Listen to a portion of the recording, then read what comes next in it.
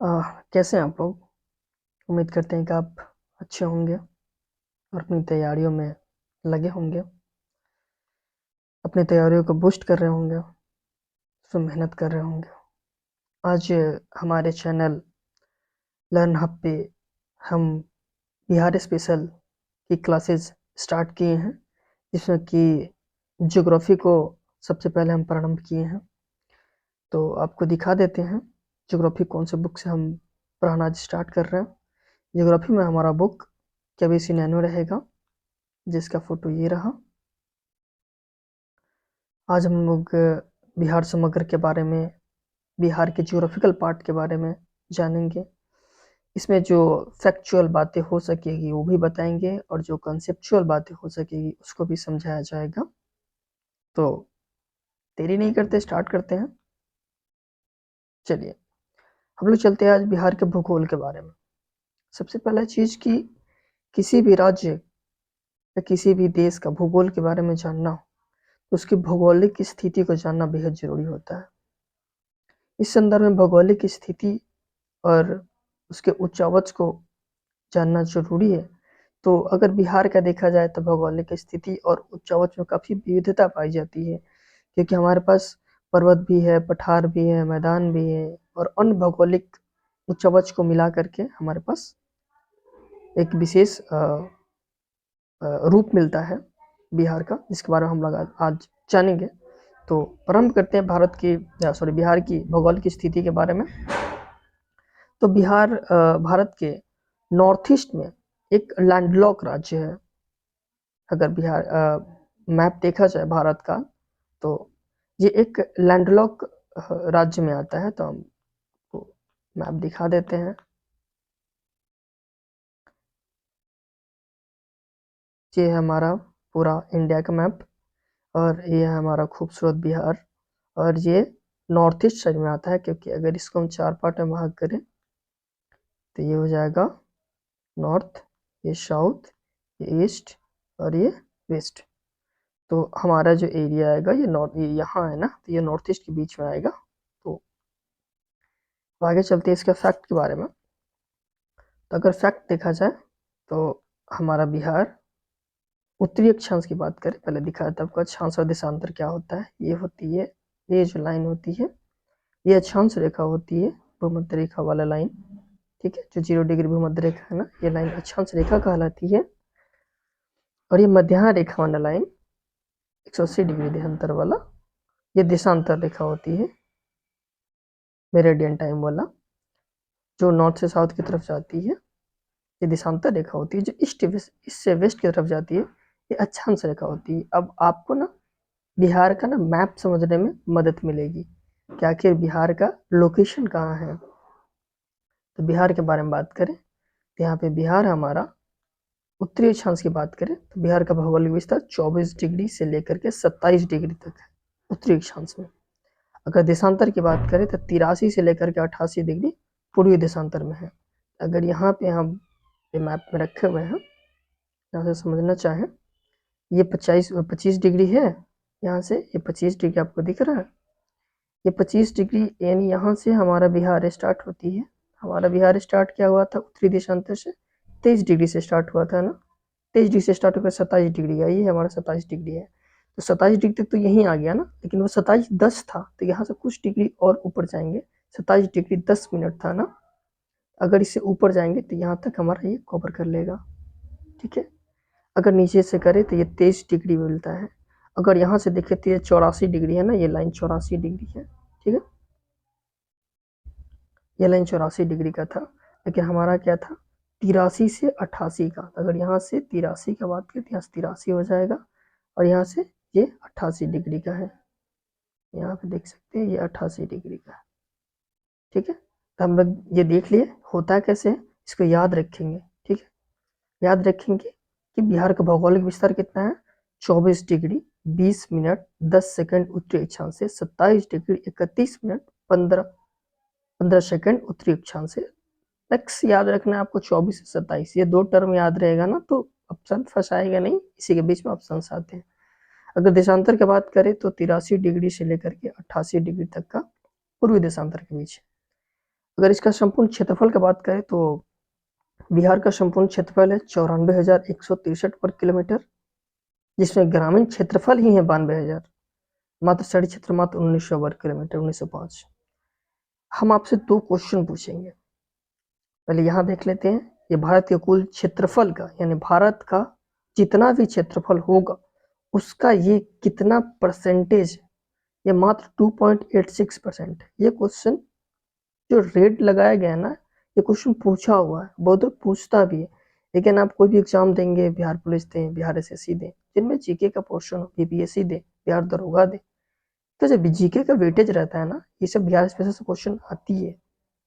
दूसरा चीज हम आपसे बोले ना 2 क्वेश्चन पूछेंगे। पहला क्वेश्चन है हमारा, भारत का पूरा क्षेत्रफल कितना है? भारत का, बिहार का आपने जान गए 94,163 किलोमीटर स्क्वायर। हम पूछ रहे भारत का क्षेत्रफल कितना है।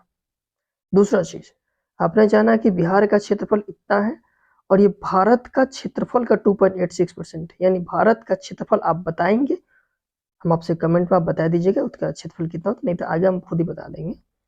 और उसका परसेंटेज है 2.86%। तो आप हमको बताइए कि भारत का क्षेत्रफल कितना है। और दूसरा क्वेश्चन कि भारत का जो क्षेत्रफल है वो विश्व का क्षेत्रफल का कितना हिस्सा है, यानी कितना परसेंट है। मान लीजिए विश्व को अगर 100% मानते हैं तो भारत का क्षेत्रफल कितना परसेंट होगा। जैसे कि हम लोग भारत का 100% माने हैं तो बिहार कितना है, 2.86% है।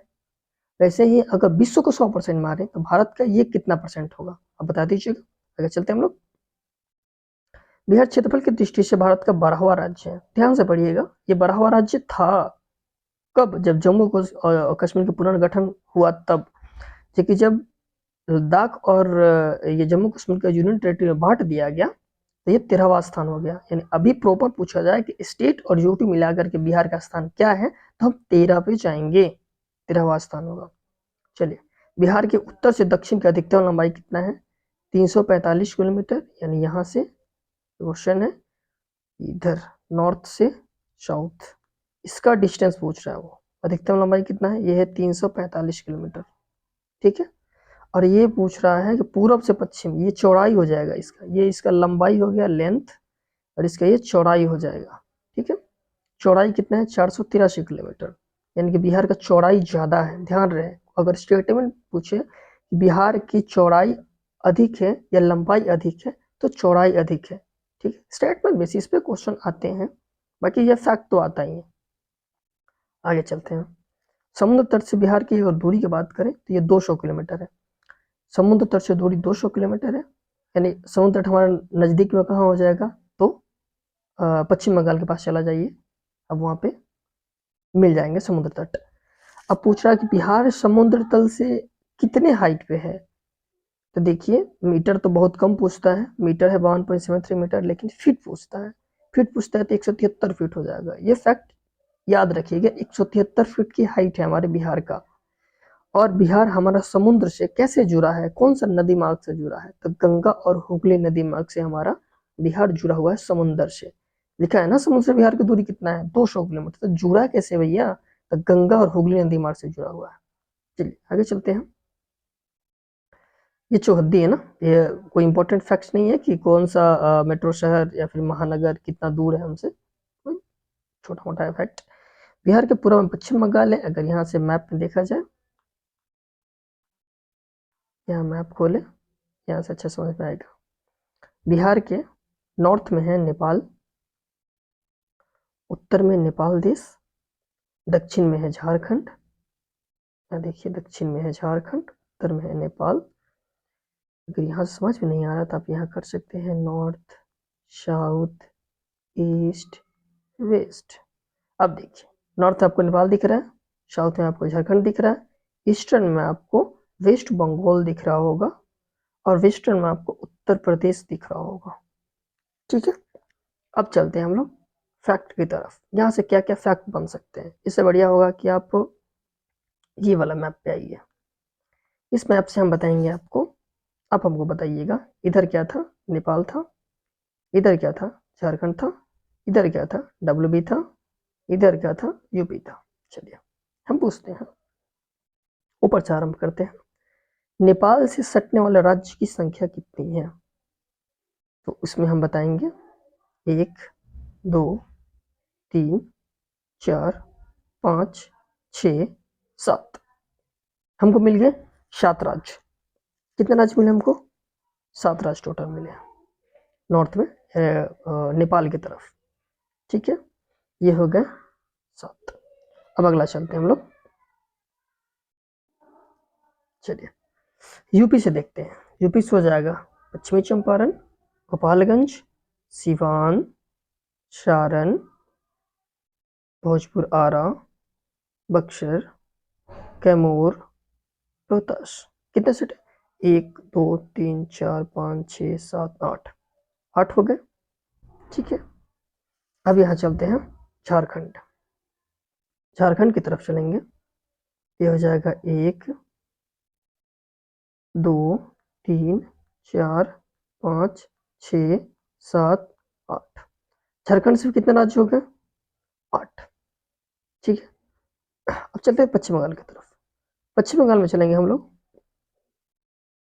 तो इसमें हो जाएगा 1 किशनगंज, कटिहार, पूर्णिया। 3 राज्य। टोटली हम लोग अगर बात करें, नेपाल से 7 राज्य थे, यूपी से 8 राज्य थे, झारखंड से 8 राज्य थे, पश्चिम बंगाल से 3 राज्य थे। देखिए हम एक छोटा सा क्वेश्चन पूछेंगे आपसे। आपने देख लिया कि कौन सा राज्य किस किस जिला से सीमा साझा करती है। अब वीडियो को रोक करके देख सकते हैं कौन सा राज्य किसे सीमा साझा करती है। हम 2-4 फैक्ट और अच्छे से बताएंगे आपको। ठीक है, पहला चीज कि अगर क्वेश्चन आए कि बिहार में कितने ऐसे जिले हैं जो सीमावर्ती जिला साझा करती है, तो आपके अनुसार क्या होगा? आप ये सभी को जोड़ देंगे। आप जोड़ सकते हैं 8 7 15, 15 3 18, 18 8 26। यानी आप कहेंगे कि 26 ऐसा जिला है जो सीमावर्ती जिला है जो अलग अलग सीमा साझा करती है। लेकिन ये आपका क्वेश्चन गलत हो जाएगा। पता है क्यों? क्योंकि हमारे पास सीमावर्ती जिला मात्र 22 ही है। पता हम लोग जोड़े 26 क्यों आया? क्योंकि हमने 4 जिला एक्स्ट्रा जोड़े हैं। बताया कैसे? देखिए, ये जो जिला है पश्चिमी चंपारण, याद बताते हैं सॉरी, हाँ, ये जो जिला है पश्चिमी चंपारण, ये आपका नेपाल से भी सीमा साझा करती है। ये हो जाएगा आपका पश्चिमी चंपारण। ये आपका नेपाल से भी सीमा साझा कर रही है। ये आपका यूपी से भी सीमा साझा कर रही है। यानी कि एक को हम 2 बार जोड़े थे। ठीक, यहाँ देखिए रोहतास को देखिए, रोहतास, कैमूर को नहीं। ध्यान से देखिए, यहाँ दिख रहा है आपको रोहतास? इसका जो लाइनिंग है रोहतास का, रोहतास ने कैमूर को हटा दिया है। कैमूर झारखंड से नहीं सटता, याद रखिएगा। पूछता है कौन सा स्टेट झारखंड से सीमा साझा करेगी और ऑप्शन कैमूर भी रहता है। कैमूर नहीं सटेगा भैया, ध्यान से। हाँ, मैप पे रोहतास ऐसा जिला है जो 2 राज्यों के साथ सीमा साझा करती है। एक क्या इधर यूपी है, एक इधर झारखंड है। यानी इसको भी मैंने 2 बार जोड़ा। ये किशनगंज, ये नेपाल से भी सीमा साझा कर रही है, पश्चिम बंगाल से भी सीमा साझा कर रही है। यानी इसको भी मैंने 2 बार जोड़ा। ठीक है, अब चलते हैं यहाँ कटिहार की तरफ। कटिहार को भी हम 2 बार जोड़े हैं, पश्चिम बंगाल की साइड और झारखंड के साइड। इस तरीके से हम ये बता सकते हैं कि मैंने 4 जिला को एक्स्ट्रा जोड़ा है। एक पश्चिमी चंपारण, एक किशनगंज, एक कटिहार और एक रोहतास। 4 जिलों को हटा देंगे तो मेरे पास 22 जिला शेष रह जाएंगे। इसलिए हमारे पास सीमावर्ती जिलों की संख्या कितनी है? तो मात्र 22 जिले हैं। ठीक है, ये इंपॉर्टेंट फैक्ट्स था। आगे चलते हैं। हाँ, मैं बता रहा था कि यहाँ रोहतास के लिए थोड़ा सा प्रॉब्लम आती है, रोहतास और कैमूर में। इसको आप अच्छे से देख सकते हैं। यहाँ देखिएगा, हम दिखा देते हैं अच्छे से। ये देखिए रोहतास का देख रहे हैं, एरिया नीचे तक गया हुआ है। तो रोहतास यूपी से सीमा साझा करती है और झारखंड से भी सीमा साझा करती है, लेकिन कैमूर सिर्फ यूपी से सीमा साझा करती है, झारखंड के साथ नहीं करती है। ये बात को ध्यान दे के रखिएगा। इस बार बीपीएससी ने क्वेश्चन एक पूछा हुआ था 69 बीपीएससी में ये क्वेश्चन था कि कितने राज्य झारखंड से सीमा साझा करती है। ठीक है, इससे बड़ी कंफ्यूजन होता है। चल आगे के फैक्ट जानकारी लेते हैं। आगे क्या जानकारी है हमारे पास, चलिए ये हो गया कौन सा राष्ट्रीय सीमा सड़क है, मैंने बता दिया। अच्छा यहाँ क्वेश्चन है ना, बिहार के सीमावर्ती जिला की संख्या कितना है, देख रहे हैं 22 है, 26 नहीं है, क्यों, एक वो 4 जिला एक्स्ट्रा थी। अब आते हैं सर्वाधिक कौन सा जिला, सर्वाधिक 8 जिला झारखंड और यूपी हमारे पास जोड़ते हैं, तो मैंने बता दिया ना 8 जिले झारखंड, 8 जिले यूपी, 7 नेपाल और 3 पश्चिम बंगाल। बिहार के नेपाल के साथ कुल अंतर्राष्ट्रीय सीमा कितनी है, ये थोड़ा जरूरी है, 729 किलोमीटर की अंतर्राष्ट्रीय सीमा बनाती है हमारी बिहार गवर्नमेंट या बिहार की भौगोलिक परिदृश्य। बिहार का सबसे पूर्वी जिला का बात करें तो आप इसको मैप से ही समझ सकते हैं कि पूर्वी जिला कौन है, पश्चिमी जिला कौन है, उत्तर पश्चिमी जिला कौन है, ठीक है, दक्षिणी जिला कौन है, चलिए बताते हैं, यहाँ का अच्छे से समझ में आएगी। बिहार का सबसे आपके लिए अच्छे से बता दे, ये north, south, east, west. North में आप ऊपर जाएंगे तो आप देख रहे हैं पश्चिमी चंपारण को, काफी दूर तक गए हैं भैया। ये पश्चिमी चंपारण यानी नॉर्थ में सबसे ऊपर कौन हो जाएगा, पश्चिमी चंपारण हो जाएगा, ठीक है। साउथ का बात करें तो साउथ में हमारे हो जाएंगे ये, साउथ में आपका कंफ्यूजन होगा, देखिए बताते कैसे, क्योंकि 2 जिला आपको लगेगा ना कि ये होना चाहिए, एक आपको लगना चाहिए कि जमुई होगा, एक तो गया होगा, लेकिन आपका कंफ्यूजन दूर कर दें हम कि साउथ में जिला गया ही होगा, ठीक है। साउथ जिले की बात करें तो ये गया होगा, इसका नीचे जो मुख है ना ये काफी नीचे तक गया हुआ है, इसलिए साउथ जिला बिहार का कोई बात करे तो वो गया होगा, ठीक है। आगे चलते हैं, नॉर्थ हो गया, साउथ हो गया, ईस्टर्न का बात करें, ईस्ट साइड में ये किशनगंज होगा, ठीक है। अगर वेस्टर्न साइड में बात करें तो ये कैमूर होगा, तो दिख रहा है कैमूर वेस्टर्न साइड में काफी ज्यादा बाहर निकला हुआ है। अगर बात करें यहाँ नॉर्थ के लिए पश्चिमी चंपारण, साउथ के लिए गया, ईस्टर्न के लिए किशनगंज और वेस्टर्न के लिए कैमूर, ठीक है। आगे समझ में, आगे चलते हैं।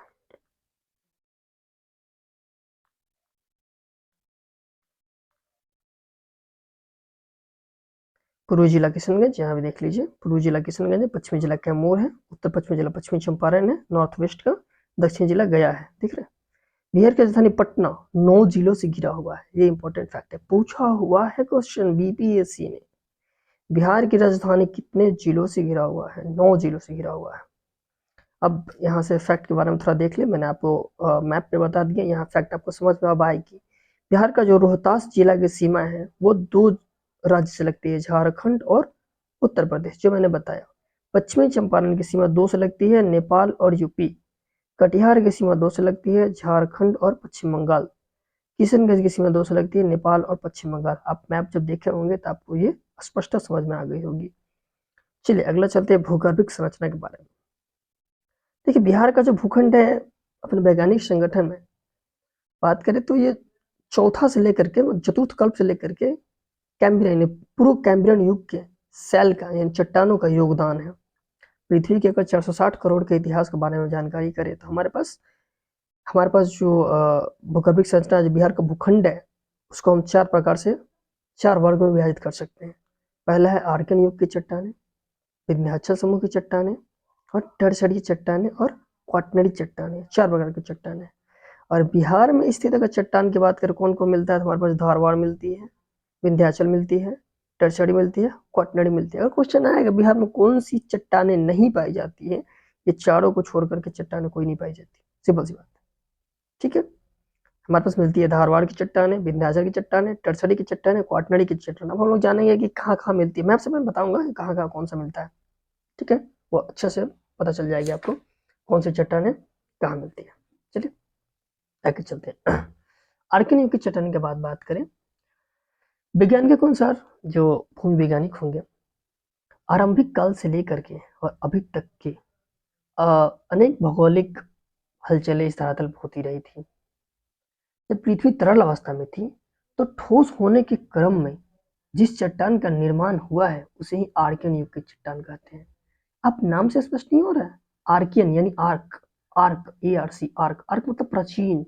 आर्कियन की चट्टान ये सबसे प्राचीन चट्टान है। यानी हमारी पृथ्वी जब बनकर तैयार हुई थी तभी से जो चट्टान बनी होगी वही आर्कियन युग की चट्टान। क्योंकि यहाँ स्पष्ट लिखा है पृथ्वी की तरल अवस्था से पहले यहाँ पे हमारा पृथ्वी जो लिक्विड स्टेट था ना, उसको ठोस होने के क्रम में जो चट्टानें बनी हैं वही तो आर्कियन की चट्टानें हैं। आर्कियन की चट्टानों की बात करें तो दो भागों में बांटा गया है, एक आर्कियन क्रम की चट्टान और दूसरा धारवार क्रम की चट्टान। आर्कियन क्रम की आधारभूत चट्टानों में अपरदन होना स्टार्ट हुआ। अपरदन होना मतलब कि बरसात, हवा, जलवायु, बहुत सारे फैक्टर है जो इसमें मदद करते हैं अपरदन के लिए। जब ये आर्कियन क्रम की चट्टानें जो बेसिक स्ट्रक्चर चट्टान का ये जब अपरदन होना स्टार्ट हुआ तो रूपांतरण होकर के जो पहली चट्टान बनी वही चट्टान धारवार क्रम की चट्टान थी। ये विभिन्न रूप में पाई जाती है। इसका नामकरण धारवाड़ चट्टान क्यों रखा गया? क्योंकि कर्नाटक के एक धारवाड़ जिले के नाम पर इसका नाम पड़ा है। क्योंकि बहुत महंगे महंगे खनिज मिलते हैं, सोना मिलता है, तांबा मिलता है, लॉयस मिलता है, मैग्नीज मिलता है ना। अब जानते हैं कि धारवाड़ के क्रम का तो हिस्टोरिकल बैकग्राउंड हुआ। अब धारवाड़ समूह की चट्टानें बिहार में मिलेंगे कहाँ कहाँ? ये मिलते हैं पश्चिम पूर्वी भाग में, यानी कि वेस्टर्न से लेकर के ईस्टर्न भाग की तरफ जाएंगे तो विशेषकर मुंगेर के जमुई में, नवादा में, चाहे गया हो गया, मुंगेर हो गया, शेखपुरा हो गया, ये तीन जो जिला है यहाँ पे आर्कियन क्रम की चट्टानें मिलती है। गया, मुंगेर और शेखपुरा। मैं मैप के थ्रू आपको बता दूंगा, थोड़ा सा और नीचे आ जाते हैं, ठीक है। इसका निर्माण मेसोजोइक काल में अत्यधिक प्रेशर से भ्रंशन यानी फटने के कारण हुआ है। ये कैसी चट्टान है? अगर मूलतः बात बेसिकली इसका बात करें तो ये आग्नेय प्रकार की चट्टान है। इस चट्टान में मिलता क्या क्या है? स्लेट मिलेगा, क्वार्टरजाइट मिलेगा, फिलाइट मिलेगा, अवरक मिलेगा। बिहार के दक्षिण पूर्वी भाग विशेषकर मुंगेर, बिहार शरीफ, राजगीर, जमुई और नवादा और खड़गपुर पहाड़ी क्षेत्र में धारवाड़ समूह की चट्टानें मिलती है। इसके विस्तार पूर्व में बांका तक हुआ। चलिए फिर मैप से समझते हैं कौन सी चट्टानें कहाँ मिलती है। चलिए ये है मैप हमारा बिहार का। इसमें हम पढ़ रहे थे कि आर्कियन क्रम की चट्टानें जब अपरदन होना स्टार्ट हुआ, आर्कियन युग की जो चट्टानें थी वो दो थी, एक आर्कियन क्रम की चट्टानें थी और एक धरवार क्रम की चट्टानें थी। आर्कियन क्रम की चट्टानें को जब अपरदन होना स्टार्ट हुआ तो धरवार क्रम की चट्टानें बनी। तो धारवाड़ इसका नाम क्यों पड़ा? क्योंकि यहाँ पे ये कर्नाटक एक जिला है, धारवाड़ जिला है, और यहाँ पे बहुमूल्य खनिज मिलता है जिसका इनका नाम पड़ा। तो धारवाड़ समूह की जो चट्टानें मिली, अब वो बिहार में कहाँ कहाँ मिलती है देखिए। आपको मुंगेर में मिलेगी, गया में मिलेगी, शेखपुरा में मिलेगी। ये सब जो जिला है यहाँ पे आर्कियन क्रम की चट्टानें मिलती है। क्योंकि आर्कियन युग की चट्टानों को दो पार्ट में बांटा गया, पहले आर्कियन क्रम, अब आर्कियन क्रम का अपरदन हो गया तो धारवाड़ चट्टानें मिली। सिंपल सी बात है तो धारवाड़ ही, लेकिन थोड़ा सा आर्कियन है, थोड़ा सा धारवाड़ है। मुंगेर, शेखपुरा और गया तीनों ऐसे जिले हैं जहाँ पे आर्कियन क्रम की चट्टानें मिलती है, ठीक है। अगर मुंगेर के ये जमुई की बात करें, जमुई हो गया, नवादा हो गया, ये जो दोनों जगह हैं यहाँ पे आपको धारवाड़ क्रम की चट्टानें मिलेगी। और कहाँ कहाँ धारवाड़ क्रम की चट्टानें मिलती है? मुंगेर हो गया, एक सेकंड फिर से आपको बता दें, मुंगेर हो गया आपका, मुंगेर, नालंदा का बिहार शरीफ, राजगीर, दोनों नालंदा में ही है। जमुई हो गया, नवादा हो गया, खड़गपुर जो कि मुंगेर में पड़ता है, ये मुंगेर, ये खड़गपुर की यहाँ पे पहाड़ी है, ठीक है, वहाँ पे मिलती है ये। अगर आप खड़गपुर पहाड़ी में के बारे में ज़्यादा जानना चाहते तो खड़गपुर में एक लेक भी है जो काफ़ी ज़्यादा प्रचलित है। अब मुंगेर के बारे में, खड़गपुर की पहाड़ी के बारे में और अधिक जानना चाहता आप गूगल कर सकते हैं इसके बारे में। अगर इसका विस्तार की बात करें तो ये बाहरी विस्तार बांका तक हुआ है। इसका पूर्व में अगर विस्तार करें कि पूर्व में कहाँ तक इसका विस्तार हुआ है तो ये बांका तक इसका विस्तार हुआ है, ठीक है। अगर खड़गपुर पहाड़ी का क्षेत्रफल की बात किया जाए, ये है मुंगेर, इसमें है खड़गपुर की पहाड़ी। अगर यहाँ के पहाड़ी का जो क्षेत्रफल की बात किया जाए तो 1300 किलोमीटर का स्क्वायर क्षेत्रफल है इसका, 1300 किलोमीटर स्क्वायर इसका क्षेत्रफल है। इसके हाइट की बात किया जाए खड़गपुर की पहाड़ी का 450 मीटर है। और खड़गपुर की पहाड़ी में क्या क्या मिलती है ये जरूरी है। ये जरूरी नहीं है कि इसका स्क्वायर किलोमीटर कितना है, ये जरूरी है कि वह मिलता क्या है। वहां मिलता है ग्रेनाइट, सेल, स्लेट तथा क्वार्टरजाइट। मतलब कि विंध्याचल क्रम की चट्टानें जितने भी हैं उसमें क्या मिलते हैं? क्वार्टरजाइट मिलेंगे, सेल मिलेंगे, स्लैट मिलेंगे, फिलाइट मिलेंगे, अफरक मिलेंगे। यहाँ तो यही मिलते हैं। अगर बात करें तो ये सब चट्टानें मैंने आपको बताया भी कि ये अग्नि प्रकार की चट्टानें हैं। और ये किस काल से बने हुए हैं अगर पूछेगा तो ये मेसोजोइक काल के बने हैं, ये इंपॉर्टेंट है। किस काल के बने हैं? मेसोजोइक, मेसोजोइक, मेसोजोइक, ये मेसोजोइक काल की चट्टान है। ठीक है, आगे चलते हैं। ये कंप्लीट हो गए हैं। अब चलते हैं दूसरा क्रम की चट्टान। ये है विंध्याचल समूह की चट्टान। दक्षिण भारत में कुडप्पा क्रम की चट्टानों का विकास हुआ। कुडप्पा क्रम के बाद भारत में विंध्याचल क्रम की चट्टानों का विकास हुआ। सबसे पहले हम लोग पढ़े थे आर्कियन क्रम, आर्कियन के बाद पढ़े कुडप्पा क्रम, उसके बाद पढ़ रहे विंध्याचल क्रम। ठीक है, तो विंध्याचल क्रम की सॉरी इसका आर्कियन क्रम, फिर उसके बाद वो धारवाड़ क्रम, फिर कुडप्पा, फिर विंध्याचल, ऐसे ऐसे लाइनिंग है। ठीक है, तब हम लोग पढ़ रहे विंध्याचल समूह की चट्टान। तो कुडप्पा क्रम के बाद भारत में विंध्याचल क्रम की चट्टानों का विकास हुआ। ये कहाँ हुआ है? ये रोहतास और कैमूर जिले में पाई जाती है। ये मध्य प्रदेश तथा उत्तर प्रदेश में एमपी और यूपी के विंध्याचल के जो चट्टानें मिलते हैं उन्हीं का पूरा का विस्तार है। अगर भारत के बारे में जानते हुए विंध्याचल क्रम की चट्टानें भारत में कहाँ कहाँ मिलती है तो एमपी और यूपी है जहाँ की चट्टानें मिलती है विंध्याचल क्रम की, और उन्हीं का तो पूर्व का विस्तार है बिहार की तरफ। अगर एमपी और यूपी की बात करें तो यूपी से कौन सा टर्म है हमारा? कैमूर और रोहतास तो है, तो उन्हीं के पास पाया जाएगा ना। ठीक है, इसीलिए उनका विस्तार हमारे बिहार के पश्चिम क्षेत्र में हुआ है, और उनका नाम क्या है? कैमूर में है। ये कैमूर का पठार कहा जाता है, जिसका डिस्टेंस है 1280 किलोमीटर। ठीक है, अगर इनकी बात किया जाए, इनके भी नीस और ग्रेनाइट मिलते हैं।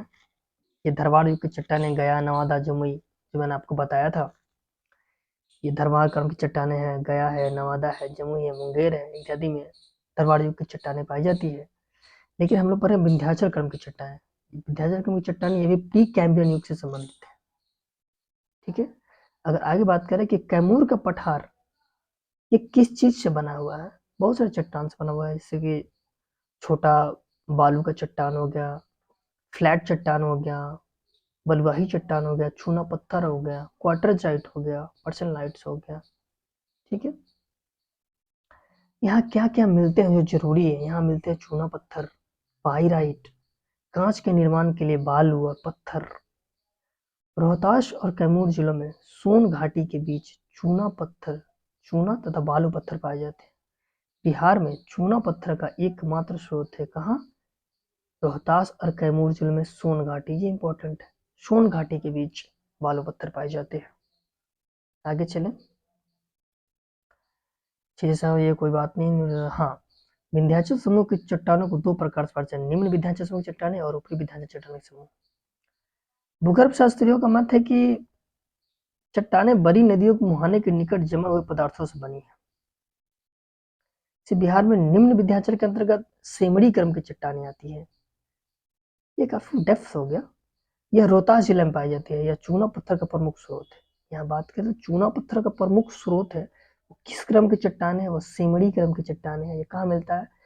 तो ये रोहतास जिला। क्वेश्चन आएगा चूना पत्थर का प्रमुख स्रोत कौन सा जिला है? तो रोहतास जिला है। सिंपल सी बात है, ये फैक्ट इंपॉर्टेंट है। आगे चलते हैं। ऊपरी विंध्याचल समूह की चट्टाने की बात करें तो यह नदियों की घाटी में एकत्रित होने वाली निक्षेप, निक्षेप मतलब कोई चीज आया और यहाँ पे रुक गया, निक्षेप से बनी है, जिसमें कि बालू पत्थर है, क्वार्टरजाइट्स है, कांग्लोमरेट है आदि चट्टान प्रमुख है, जो कि आपने पहले जाना है कि कैमूर और रोहतास घाटी में, सोन घाटी के बीच में ये मिलते हैं। ये इंपॉर्टेंट है कि रोहतास के अमझौर और बंजारी में पाइराइट की 60 से 90 सेंटीमीटर मोटी तह पाई जाती है। इसका उपयोग सल्फ्यूरिक अम्ल बनाने में किया जाता है। इस खनिज के उत्पादन बिहार अग्रणी राज्य है, 75% पाइराइट उत्पादन करता है।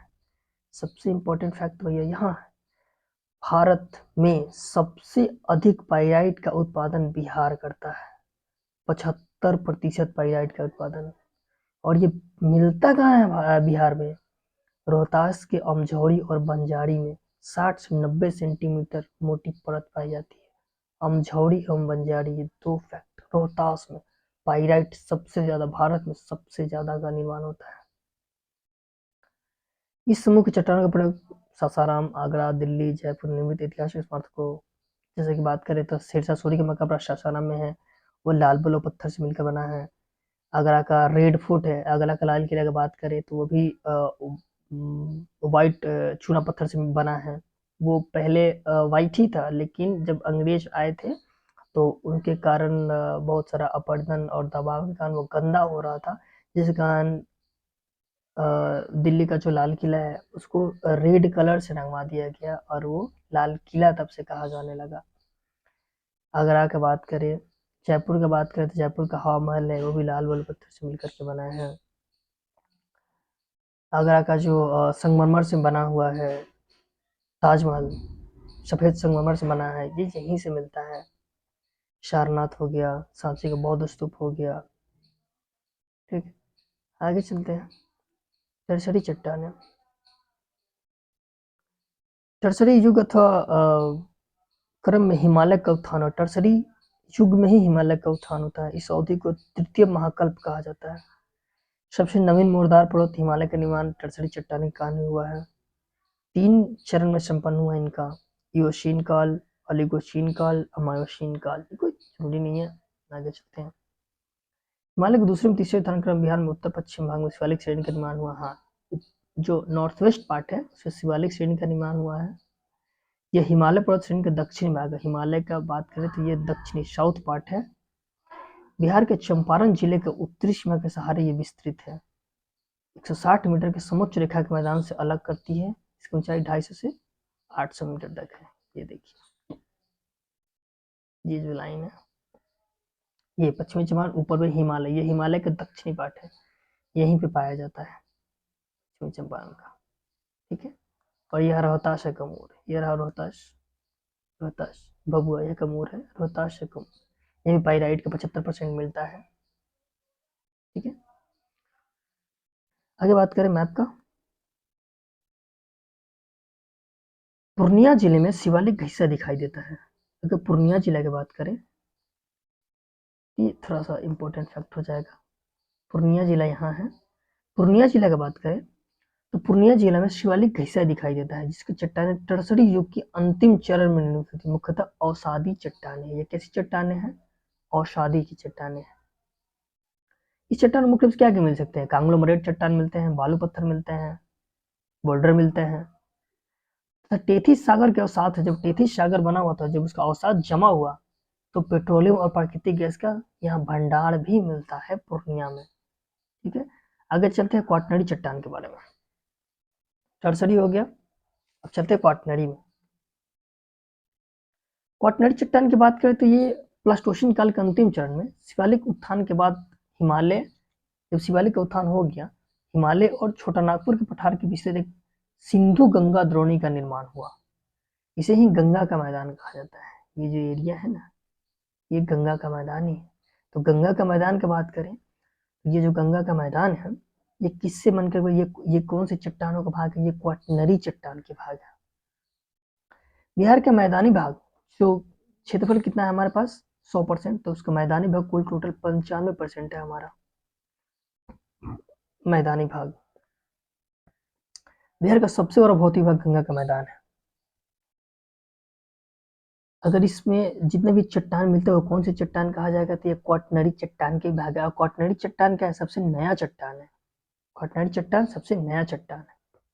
ठीक है, यह मैदान किससे बना हुआ है? जलोढ़ से बना है, बालू बजरी पत्थर से बना है, कांगोरोमारेट से बना है।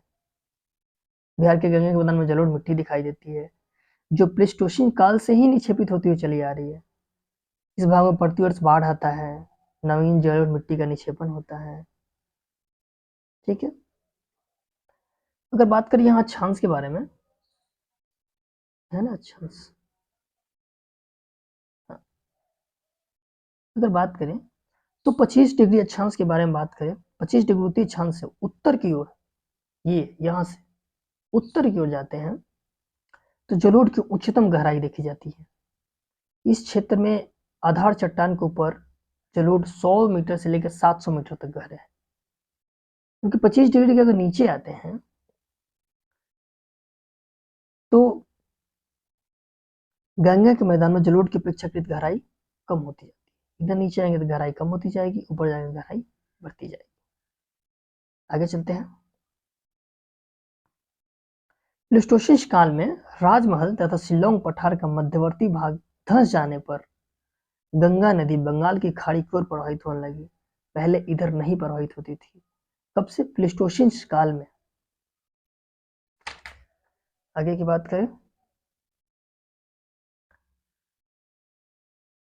एक सेकेंड। हाँ, क्वाटरनरी चट्टान है। हाँ। राज्य का संकीर्ण भाग यानी छोटा भाग प्रायद्वीपीय पठार का उत्तर पूर्व में नॉर्थ ईस्ट का निकला हुआ भाग, जिसका संरचनात्मक संबंध प्राचीन भूखंड गोंडवाना लैंड से है। इस प्रकार भूगर्भीय संरचना की दृष्टि से बिहार का दक्षिण भाग सबसे पुराना है।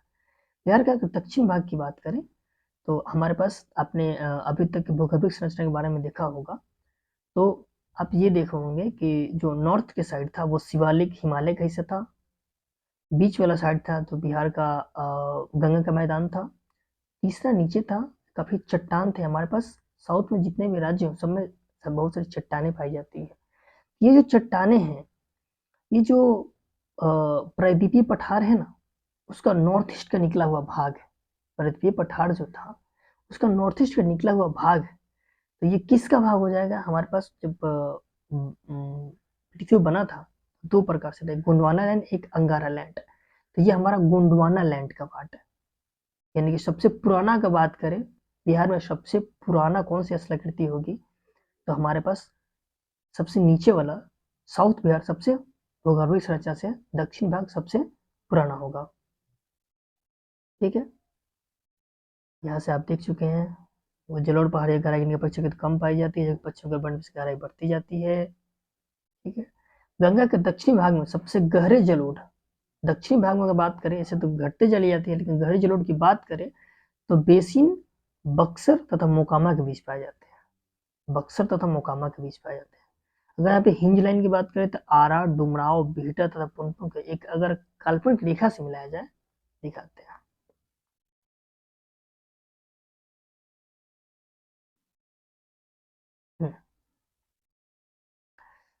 ये क्या बोल रहा? आरा, ये जगह आरा, अगर यहाँ पर आरा, डुमराव, बीटा, पटना ही है। अगर इसको एक काल्पनिक रेखा से मिलाया जाए, काल्पनिक रेखा से मिलाया जाए तो क्या होगी? एक ऐसी हिंज लाइन बनेगी जिसका लंबाई 300 से 350 मीटर से बढ़कर 700 मीटर तक हो जाती है। मुजफ्फरपुर तथा सारण के मध्य, सारण और मुजफ्फर के बीच के बीच, दोनों के बीच सबसे ज्यादा गहराई पाई जाती है, 1000 से 2500 मीटर। ठीक है, चलिए तो आज हम लोग देख लेते हैं हम लोग आज क्या क्या सीखे हैं। ठीक है, आज हम लोग पहली बार सीखे बिहार की भौगोलिक स्थिति क्या क्या थी, बिहार का स्थान क्या क्या कहाँ है, कितनी जनसंख्या है, कितना स्थान है, कितनी लंबाई चौड़ाई, कौन सा स्टेट कहाँ से सटता है, भूगर्भीय संरचना के बारे में आज जानकारी लिए हैं। इसमें 4 प्रकार की चट्टानें थी, आर्कियन, विंध्याचल, टर्शरी। इसमें इम्पोर्टेंट जो था वो धरवार था, विंध्याचल था, टर्शरी था, क्वाटनरी था। इस समय कहाँ कहाँ मिलती है वो चट्टानें की मैंने बात किया। ठीक है, उम्मीद करते हैं कि वीडियो जैसा लगा होगा। अगर मेरे में बहुत कुछ कमी है तो आप बता सकते हैं, कि कमेंट करना हमारे लिए एक फीडबैक के अनुसार होगा। अगर मुझे बताते हैं कि हाँ इस चीज़ की कमी है तो मैं आगे उस कमी को दूर करने की कोशिश करूँगा। तो मैंने जो क्वेश्चन पूछा उसके बारे में बताइएगा, और हमारे चैनल को देखने के लिए धन्यवाद। और कमेंट करके बताइएगा आखिर कमी क्या है और क्या अच्छा लगा, क्योंकि मुझे जानने का हक है कि कंटेंट मेरा है तो क्या कमी रह गई और क्या अच्छी बातें है। ठीक है, धन्यवाद।